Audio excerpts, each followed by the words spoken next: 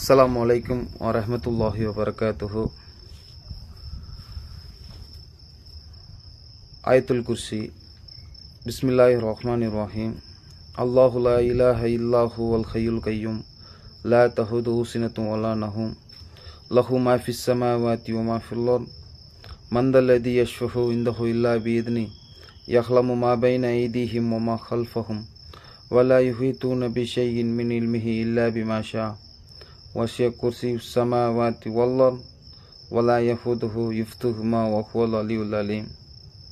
கண்ணியத்திற்குரிய அல்லாஹ்வின் நல்லடியார்களே, ஆயத்துல் குர்சியுடைய சிறப்பு, எவர் ஒருவர் ஒவ்வொரு வக்து தொழுகைக்கு பிறகும் ஆயத்துல் குர்சியை ஓதி வருவாரோ அவர் சொர்க்கத்துக்கு செல்ல தடையாக இருப்பது அவருடைய மரணம் மட்டும்தான் என்று அல்லாஹ்வுடைய தூதர் முஹம்மது ரசூலுல்லாஹ் ஸல்லல்லாஹு அலைஹி வஸல்லம் அவர்கள் கூறியிருக்கிறார்கள். ஆகையால் ஆயத்துல் குர்சியை நாம் இன்னும் அதிகமாக ஓதி இன்னும் அதிகமான நன்மைகளை தேடி சொர்க்கத்துக்கு தகுதியானவர்களாக நாம் நம்மை தயார்படுத்திக் கொள்வோம் இன்ஷா அல்லாஹ். அஸ்ஸலாமு அலைக்கும் வரஹ்மத்துல்லாஹி வபரகாத்துஹு.